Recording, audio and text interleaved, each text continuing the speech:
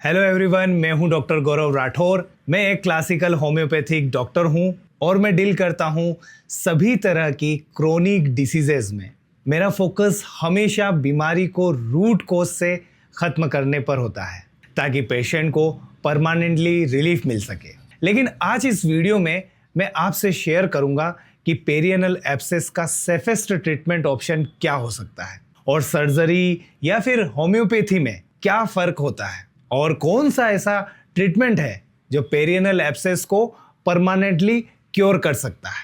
लेकिन इससे पहले अगर आप ये नहीं जानते कि पेरियनल एब्सेस क्या होता है, उसके क्या सिम्टम होते हैं, पेरियनल एब्सेस में क्या खाना चाहिए क्या नहीं खाना चाहिए, तो इन सब टॉपिक के ऊपर मैंने पहले भी वीडियो बनाया हुआ है जिसके लिए मैं आपको डिस्क्रिप्शन में लिंक दे दूंगा। आप वो वीडियो देख सकते हैं या फिर आई बटन पर क्लिक करके भी इस वीडियो को देख सकते हैं। तो चलिए आज का ये वीडियो शुरू करते हैं जहां मैं आपके साथ शेयर करूंगा कि पेरियनल एब्सेस को परमानेंटली क्योर करने का सबसे बेस्ट तरीका क्या है। तो सबसे पहले बात करते हैं सर्जिकल अप्रोच की। क्या सर्जरी से पेरियनल एब्सेस परमानेंटली ठीक हो सकता है? देखो, इसको जानने से पहले हमें सर्जरी की प्रोसेस जानना होगी कि आखिर सर्जरी करती क्या है। दोस्तों, एलोपैथी में इसका प्रोसीजर है IND यानी इंसिजन एंड ड्रेनेज।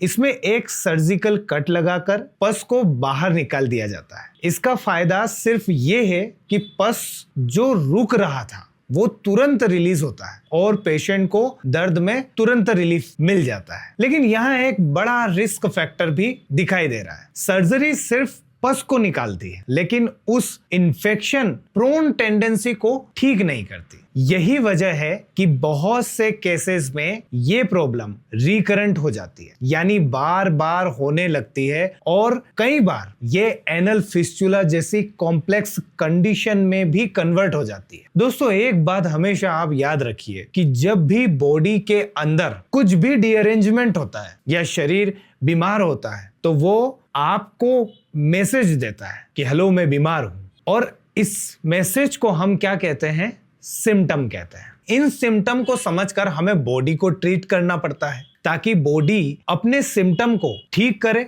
और वो हेल्दी हो जाए। लेकिन अगर हम सिर्फ सिम्टम को काटेंगे, मान लीजिए बॉडी ने कोई सिम्टम दिया, कोई लक्षण दिया, कोई मैसेज दिया कि मैं बीमार हूं और बाहर की तरफ कोई मैसेज दिया और आपने वो मैसेज काट लिया, उसको समझा नहीं बल्कि उसे काट दिया या एंटी ड्रग देके उसको सप्रेस कर दिया, दबा दिया, तो हम उसको सप्रेस करके या उसको काट करके उसका इलाज नहीं कर रहे हैं बल्कि बॉडी को और ज्यादा इंजर्ड कर रहे हैं। क्योंकि अगर कोई बीमारी है तो उसके सिम्टम तो बॉडी देती ही रहेगी जब तक कि हम उस बीमारी को जड़ से ठीक ना करें। इसको ऐसे समझो कि मान लो कि एक नाली है और उसमें गंदा कचरा भर गया है और आप देखते हो कि अरे इस नाली में तो गंदा कचरा भर गया है, इसको साफ करवा लेते हैं, और आप इसको साफ भी करवा लेते हो। लेकिन कुछ दिनों के बाद आप देखेंगे कि नाली फिर से कचरे से भर जाती। क्यों? क्योंकि कचरा क्यों आ रहा था, किस वजह से आ रहा था, उसका तो हमने ट्रीटमेंट किया ही नहीं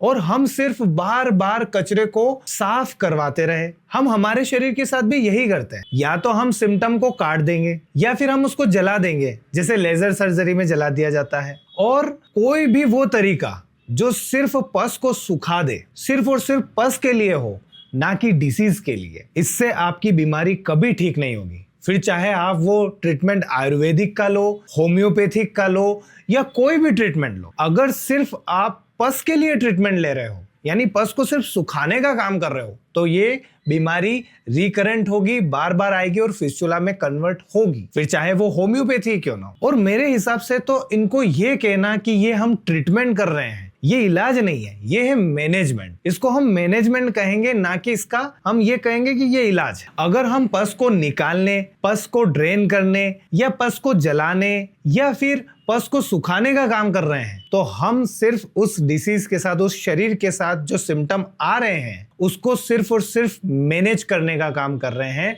उसको ठीक करने का काम नहीं कर। और इस तरीके से दिया गया कोई भी तरीका रिकरेंसी और फ्यूचर कॉम्प्लिकेशंस को लेकर आएगा। तो फिर सॉल्यूशन क्या है? सॉल्यूशन है क्लासिकल होम्योपैथी। अब क्लासिकल होम्योपैथी में सिर्फ पस को नहीं देखा जाता, बल्कि पूरे शरीर को देखा जाता है कि उसके फिजिकल सिम्टम क्या है, मेंटल सिम्टम्स क्या है, भूख कैसी लगती है पेशेंट को, प्यास कैसी लगती है, कॉन्स्टिपेशन तो नहीं है, स्टूल कैसा आ रहा है, या लाइफ में लंबे समय से कोई स्ट्रेस या तनाव चल रहा है, कोई हेरिडिटरी यानी कोई मदर से या फादर से कोई डिसीज वगैरह तो नहीं है, पाइल्स या फिशर या फिर आईबीएस या इनडाइजेशन की कोई हिस्ट्री तो नहीं है, कोई लॉन्ग टर्म तक हाई एंटीबायोटिक दवाइयां तो पेशेंट नहीं खा रहा है, पेशेंट की हाइट कैसी है, पेशेंट का वेट कितना है, अगर पस आ रहा है तो पस का कलर क्या है, उसमें ब्लड भी आ रहा है या नहीं आ रहा है, पेन किस टाइप का है, पेशेंट को गर्मी ज्यादा लगती है या ठंडी ज्यादा लगती है, पेशेंट की ओवरऑल लाइफ स्टाइल और नेचर को जानना बहुत जरूरी है। इन सारे सिम्टम को नोट डाउन किया जाता है और इस प्रोसेस को कहते हैं केस टेकिंग, और इस केस टेकिंग से रूब्रिक निकाले जाते हैं जिसको रिपर्टराइजेशन किया जाता है, और फिर पेशेंट की सेंसिटिविटी और ससेप्टिबिलिटी के अकॉर्डिंग डोज प्रिपेयर किया जाता है और पेशेंट को वो dose proper time to time दिया जाता है। दोस्तों, इसे कहते हैं क्लासिकल होम्योपैथी, जो कि रियल होम्योपैथी है। हर पेशेंट का डोज हर पेशेंट की हिस्ट्री के अकॉर्डिंग अलग अलग होता है, तो सबके लिए सेम मेडिसिन नहीं होती है। इसलिए अगर आप होम्योपैथी दवाइयां खा रहे हैं, ऑनलाइन खा रहे हैं, किसी डॉक्टर ने आपको कुछ 2-4 दवाइयों के नाम बता दिए हैं, जैसे किसी ने हिपरसल बता दिया, किसी ने साइलिशिया बता दिया, तो आप उसको क्योर नहीं कर रहे हैं, बल्कि आप उसे और सप्रेस कर रहे हैं, बल्कि और मैनेज कर रहे हैं। वो रिकरेंसी बार बार होगी। इसके लिए आपको क्लासिकल होम्योपैथी ट्रीटमेंट जो आपकी केस के हिसाब से तैयार होता है, जो डॉक्टर पूरी हिस्ट्री लेकर तैयार किया जाता है, वही ट्रीटमेंट आपकी इस क्रोनिक कंडीशन को ठीक करता है। एक क्लासिकल होम्योपैथिक डॉक्टर होने के नाते मेरा काम सिर्फ पस को निकालना नहीं है, बल्कि आपके बॉडी के डिफेंस मैकेनिज्म को इतना स्ट्रॉन्ग बनाना है कि वो खुद ही इस इन्फेक्शन को इलिमिनेट करे। होम्योपैथी में हम ऐसी मेडिसिन का यूज करते हैं जो बिना किसी सर्जिकल नाइफ के पस को नेचुरली ड्रेन या फिर एब्जॉर्ब करने में मदद करती है। मैं पेशेंट की पूरी डिटेल हिस्ट्री लेता हूं ताकि मैं उस क्रोनिक टेंडेंसी को पकड़ सकूं जिसकी वजह से ये एब्सेस बार बार बन रहे हैं।